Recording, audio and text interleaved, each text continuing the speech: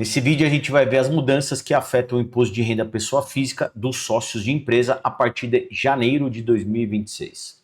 Sou o Vitor, fundador e um dos diretores aqui do Ibrage Contabilidade, e eu te convido a vir comigo para a gente ver as principais mudanças que vão acontecer a partir de janeiro de 2026 no imposto de renda pessoa física de sócios de empresa. Então eu queria destacar 3 pontos importantes para a gente começar aqui o nosso papo, né? Na verdade, a gente vai passar por 3 pontos importantes que você precisa ter extrema atenção a partir de agora, janeiro de 2026. A primeira é a distribuição mensal de lucros, ou seja, o dinheiro que sai da conta da empresa vai para a conta do sócio pessoa física, que até ontem, dezembro de 2025, não tinha nenhuma tributação e agora passa a ter uma regra com a lei que foi aprovada no finalzinho de 2025, agora em janeiro de 2026 passa a ter uma nova regra e a gente vai ter um valor de corte ali de 50 mil reais. O que quer dizer esse valor de corte? Quer dizer que se uma distribuição de lucros, ou seja, o dinheiro sai da conta da empresa, vai para a conta do sócio e não é prolabore, aquele salário do sócio, né? Se isso acontece e cumprir 3 regrinhas, ou seja, se é para o mesmo CPF do mesmo sócio, o mesmo CNPJ dentro de um mesmo mês. Não precisa necessariamente ser uma transferência, pode ser o conjunto de algumas transferências, mas se ela cumprir essas 3 regrinhas e for acima de 50 mil, existe a partir de agora uma retenção mensal, ou seja, 10% do valor transferido para o sócio no mês seguinte será recolhido através de um DARF para a Receita Federal. E muito se falou em 2025, bom, o Simples Nacional está fora desse negócio. E o que a Receita Federal veio se manifestar lá no finalzinho de 2025 foi que não, o Simples Nacional está incluído nesse processo. A Receita Federal no seu site tem o perguntas e respostas sobre essa nova lei e ela diz lá na pergunta 10, no questionamento, se o IRRF, ou seja, essa nova retenção dos lucros e dividendos, também se aplica a distribuições efetuadas por empresas no Simples Nacional. E a resposta é categórica, sim. A retenção na fonte prevista na lei também se aplica aos pagamentos de lucros e dividendos efetuados por empresas do Simples Nacional. Inclusive dizendo que com a nova lei, que é a 15.270 de 2025, ela está invalidando o artigo 14 da lei complementar, que dizia que os pagamentos de lucros e dividendos de empresas optantes pelo Simples não sofrem nem retenção, nem estão sujeitas a imposto de renda pessoa física. Ou seja, sócios de empresas optantes pelo Simples ou não, mas empresas optantes pelo Simples, que é o caso que foi a discussão, muito se falou que não teria, a partir de janeiro de 2026, sendo o mesmo mês, o mesmo sócio do mesmo CNPJ acima de 50 mil, existe um recolhimento a ser feito no mês seguinte de 10%. Para que você possa entender um pouquinho melhor, eu trouxe um exemplo aqui, né? Pegar um PJ, que ele emite nota fiscal ali, uma nota ou 2 notas de 65 mil reais no mês. Então o que ele tem ali todos os meses? Ele tem o valor do Prolabore dele, que eu estou pegando o valor de um salário mínimo agora em 2026, né? Então já descontado o INSS, então o líquido, o Prolabore líquido dele é 1.442,69. Quando ele emite essa nota ou essas notas de 65 mil reais no mês, ele tem um DAS a ser pago ali de 7.429, ele vai ter o DARF em cima do Prolabore, que é o recolhimento de INSS de 178,31, ele vai pagar a mensalidade aqui de Ibrage de R$ 449 reais, ponto importantíssimo. Se você emite notas desse valor e não paga esse valor de mensalidade, em breve a gente vai ter uma conversa, mas esse é assunto para outra conversa. Então, somando tudo isso, aliás, diminuindo tudo isso, você tem a nota, tira o Prolabore, tira o DAS, tira o DARF, tira a mensalidade, sobrou um líquido a ser distribuído para aquele sócio ali, lembrando que ele é um PJ, não tem despesas na sua prestação de serviço, ele vai ter um valor que vai sair da empresa, além do Prolabore, vai sair da empresa e vai para sua pessoa física de 55.501. É o que todo mundo ali que fatura nessa faixa faz até dezembro de 2025. Qual é a novidade? A partir de agora, existirá essa retenção aqui de 5.500 5.550 e 10 centavos que será recolhido no próximo mês. Ou seja, no próximo mês será gerado um DARF e será enviado para que seja pago. Certo? Então, esse é o primeiro ponto. A partir de agora, o mesmo sócio, mesmo CNPJ, mesmo mês, acima de 50 mil reais, são 4 na verdade, não são 3, existe esse novo recolhimento a ser pago ali no próximo mês de 10%. Legal? Vamos para o segundo ponto, a nova tributação chamada tributação de altas rendas. A partir de agora, com essa lei, foi criada uma tributação de altas rendas. A observação importante aqui. Se você viu nos últimos meses essa questão a isenção, né, que na verdade não é isenção, é uma redução até zerar do imposto de renda pessoa física para quem ganha até 5 mil e a redução para quem ganha entre 5 mil e 7.350, houve uma redução para quem ganha até 5 mil foi zerado e para quem ganha de 5 a 7.350 foi reduzido.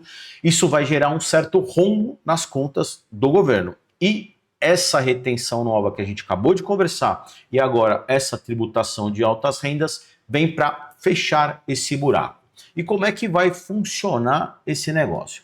A lei lá diz que, no artigo 16, que a partir do exercício 2027, referente ao ano calendário de 2026, ou seja, ponto importante aqui, quando essa pessoa que fatura os 65 mil reais for declarar o seu imposto de renda pessoa física lá no ano de 2027, referente a tudo que aconteceu em 2026, é isso que está falando aqui, ela vai ter, e esse rendimento for superior a 600 mil, que vai ser o caso do nosso amigo PJ, da nossa amiga PJ aqui, essa pessoa vai ficar sujeita a essa tributação mínima do imposto de renda pessoa física, ou também chamada de tributação de altas rendas. Como é que a gente faz a conta da alíquota desse novo imposto? Então, vamos lá. Se for entre 600 mil e 1.200.000, vai ser feita essa continha que está aqui na sua tela. Você pega o rendimento que ficou entre 600 e 1.200.000, divide por 60 mil, subtrai 10, vai dar um valor, essa será a alíquota. Acima de 1.200.000, não tem conversa, é 10% direto. Legal. Eu peguei o mesmo exemplo aqui do nosso amigo PJ, da nossa amiga PJ aqui, que fatura esses 65 mil, para a gente ver como é que vai ficar o caso dessa pessoa, se ela tiver essa retenção, e depois quando ela for declarar o imposto de renda dela lá em 2027. Então eu peguei o mesmo valor de nota, o Prolabore, o mesmo valor de DAS, o mesmo valor de DARF, o mesmo valor de mensalidade do IBRAGE, o líquido 55.501, que foi como distribuição de lucro, e a retenção de 5.550,10. Ponto importante aqui, que é o ponto 3, mas já quero me antecipar um ponto importante. Você deve estar se perguntando, bom, mas eu tenho outros valores, esse valor de 55 mil eu faturo nessa casa aí de 65, mas esse 55 mil não vai para minha conta, porque eu tenho outras despesas e tal. Calma, a gente vai chegar lá, tá bom? A gente vai chegar lá. Então, seguindo aqui, a gente pegou o ano inteiro dessa pessoa aqui, então janeiro até dezembro, ela teve o Prolabore lá líquido, que foi para a conta dela, porque é o salário mínimo menos aquele valor do DARF que ela está pagando de INSS. Então, o valor do Prolabore, janeiro, fevereiro, março, abril, maio, junho até dezembro, R$ 1.442,69, totalizando R$ 17.312,28.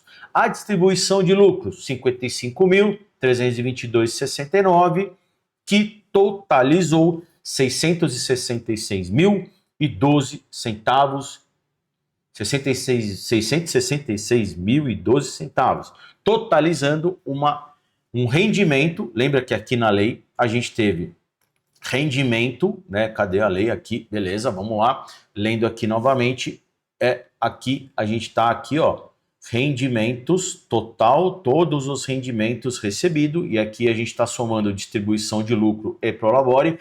Estou pegando um exemplo aqui que a pessoa tem como única fonte de renda a própria PJ que presta serviço. A gente teve um total recebido ali de R$ 683.324,28 durante o ano, janeiro até dezembro. Lembrando que a gente está falando dessa pessoa vai declarar o seu imposto de renda pessoa física lá no outro ano. Tudo isso aconteceu em 2026, chegamos em 2027, ela vai declarar o seu imposto de renda. Legal. O que vai acontecer? Vamos pegar aquela fórmula para achar qual é o imposto de altas rendas ou imposto de renda pessoa física mínimo que essa pessoa precisa pagar. Legal, então a fórmula está aqui, ela ficou com 683 mil uns quebrados, está abaixo de 1.200.000, está acima de 600 mil, então a gente aplica essa fórmula. Rendimento dividido por 60 mil menos 10. Pegando os valores aqui, pegamos os 683 mil, dividimos por 60, chegamos a 11,39, menos 10, ela tem uma alíquota de imposto de renda pessoa física mínimo ou imposto de altas rendas de 1,39 a ser pago. Legal, agora é que vem o choque, se prepare. Como é que é feito o cálculo? Quando chegar lá em 2027, ela for declarar o imposto de renda, a Receita Federal vai aplicar essa continha aqui marota para ver como é que é o imposto de renda pessoa física dessa empresa. Então vai pegar lá, o imposto de renda é a base de cálculo vezes a alíquota, menos o redutor, menos o IR pago, menos a retenção que teve todos os meses. Então isso aqui, o que vai acontecer? A base de cálculo é aquele valor que a gente viu aqui nos slides anteriores, a alíquota é 1,39, aqui está 1,38, me desculpe, mas é 1,39. O redutor não vai existir. Por que não vai existir redutor? O redutor foi criado para pessoas físicas que têm na pessoa jurídica o imposto de renda junto com a CSLL, dois impostos sobre a renda, maior do que 34%. Isso é muito difícil de acontecer. Tem que ser uma empresa do lucro real, com uma alta carga tributária, e uma empresa do Simples Nacional, lucro presumido, não vai acontecer. Então a gente está colocando aqui que o redutor é zerado e o IR pago também está zerado, porque aqui esse IR pago seria de uma pessoa que tem uma outra fonte de renda, como por exemplo aluguéis de imóveis ou rendimentos de aplicação financeira. Não estou considerando isso daqui aqui, estou considerando que essa pessoa tem como única fonte de renda a própria PJ que ela presta serviço. Legal? Então, zerou. Total da retenção no ano, que é aquele 5 mil e pouco vezes 12, foi de 66.601,20 centavos. E aí, aplicamos aqui a fórmula da receita e temos aqui, vamos lá, aquela fórmula que a gente conversou, né? A base de cálculo, que é o total de rendimentos, vezes aquela alíquota que a gente achou ali na conta, menos o redutor, menos o IR pago, menos toda aquela retenção que teve todos os meses, que é essa nova questão lá do imposto de renda, da retenção sobre a distribuição de lucros. Uma parte muito importante. Voltando aqui, para você ter uma ideia, aquela retenção, que é o ponto 1 que a gente conversou, é uma coisa. Tributação de altas rendas é outra coisa.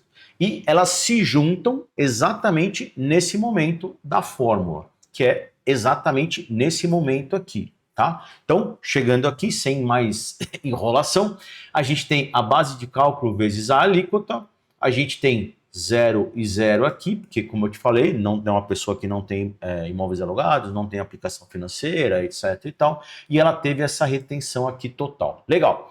Qual é o imposto aplicando essa fórmula aqui, né?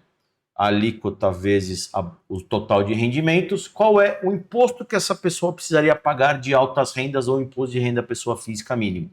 É esse valor aqui, ó, 9.498,21. Olha isso. Só que ela teve aqueles 5.500 e pouco todos os meses, que totalizou 66.601,20 centavos. Na conta aqui, o que tem que acontecer? Essa pessoa tem que receber de volta 57.102,99. Então, vamos lá. Ela teria que pagar 9.498. Esse é o valor que ela tem que pagar de imposto de altas rendas. Mas, como ela distribuiu acima de 50 mil, todos os meses, ela sofreu a retenção dos 10%. Certo? Aquela retenção de 5.500 e pouco vezes 12 deu 66.601,20 centavos. Mas ela só deveria pagar pelo rendimento dela, R$ 9.498,21 centavos. Ou seja, ela tem R$ 57.102,99 para receber de volta. Aí eu te pergunto, como que ela vai receber isso? A gente não sabe. Mas ela pagou exatamente, durante um ano, R$ 57.102,99 que ela não precisaria pagar. Então eu deixo aqui o alerta, se você fatura nessa casa, se você tem distribuição de lucros acima de R$ 50 mil, tome muito cuidado. A partir de agora, a regra mudou, o jogo mudou. Você precisa se planejar para fazer a distribuição de lucros. Não é mais só tirar dinheiro da empresa e tá tudo certo, porque não acontece nada. Mudou muita coisa e a pancada pode ser muito forte, como a gente está vendo nesse exemplo aqui. Certo? Mas vamos continuando aqui. Como é que a gente vai precisar lidar com isso a partir de agora, tá? Esse é um ponto importante. A partir de agora, ponto 3, para a gente finalizar aqui a nossa conversa. A contabilidade. A partir de agora, a contabilidade assume um papel fundamental para todos, PJs, não PJs, pequenas empresas, todo mundo. A contabilidade passa a ter um papel fundamental a partir de agora. E uma observação antes que você pense que a contabilidade é o escritório que emite as suas notas e envia as suas guias. Contabilidade não é isso. A contabilidade é isso daqui. Contabilidade é receitas menos despesas igual a resultado. Tudo que a empresa fatura, menos tudo que ela gasta, gera um resultado positivo ou negativo. Isso é a contabilidade. É exatamente o registro da movimentação financeira de entrada e saída e qual o resultado que essas movimentações financeiras geram. Voltando lá ao nosso exemplo, vamos pegar o mesmo caso do nosso PJ. As receitas, a nota fiscal, 65 mil. As despesas, o Prolabore, o DAS, o DARF a mensalidade que vai para o IBRAGE. Mas um detalhe importante, você pode se perguntar, pô, mas o Prolabore vai para o meu bolso, é uma despesa? Como assim? Contabilmente, sim, apesar dela ir para o seu bolso. E a gente tem o resultado final, que é aquilo lá que a gente conversou, 55.501. Então a gente tem receitas menos despesas é igual a um resultado contábil que acontece na sua empresa. Legal, e o que você vai precisar fazer a partir de agora para que você... Duas coisas. Você passe para a gente tudo o que está acontecendo lá, a gente possa gerar essa guia se você tiver distribuição acima de 50 mil e isso não vire uma bola de neve. Se você só avisar a gente depois de um ano, você vai ter que pagar tudo isso com multa e juros. Legal. Então, você vai todo mês enviar para a gente e isso é obrigatório. Você não pode deixar de fazer isso para que você não tenha o tipo de problema que a gente viu aqui nesse vídeo. Você vai precisar enviar o extrato da sua conta ou de todas as suas contas PJ, tá? Se for uma, se for duas, de duas, se for três, de três. Beleza? Segunda coisa, relatório mensal do seu ERP financeiro. Calma, não fique desesperado se você não tem um ERP financeiro, não é todo mundo que tem. Quanto menor a empresa, menor a chance de ter um ERP financeiro, que é um sistema de gestão financeira da empresa, se você não tem uma planilha gerencial que mostre ali, né, o que você gasta ali na sua prestação de serviço. E lembra que eu falei que você que na sua prestação de serviço tem outras despesas, essa hora ia chegar e a hora é essa. A gente precisa saber tudo que você gasta e a gente precisa aqui dos seus extratos bancários, certo? E você vai enfiar isso para o e-mail contabilidade@ibrage.com.br, contabilidade@ibrage.com.br, tá? O que vai acontecer? A gente está na fase final de implantação de um aplicativo do IBRAGE, então você vai receber um push lá, push não, aquela notificaçãozinha do celular na palma da sua mão, no seu próprio celular. Você vai receber também uma notificação por e-mail para você subir esses dados todos os meses para que a gente possa fazer essa contabilidade para você, mas isso só deve estar pronto entre março e abril, então até lá eu mesmo vou te enviar um e-mail para te lembrar todos os meses de você enviar isso para a gente, para que você não esqueça e para que a gente não tenha problema, tá? Lembrando, contabilidade@ibrage.com.br. Termino aqui o nosso vídeo dizendo que conte sempre com a gente. Qualquer dúvida que você tiver, qualquer problema que você tiver, se tem alguma coisa que não ficou claro aqui nesse vídeo, chama a gente que a gente vai fazer questão de te atender, resolver e achar a melhor solução para você. Quase que engasguei aqui no final. Certo? Beleza? Valeu, até o próximo vídeo.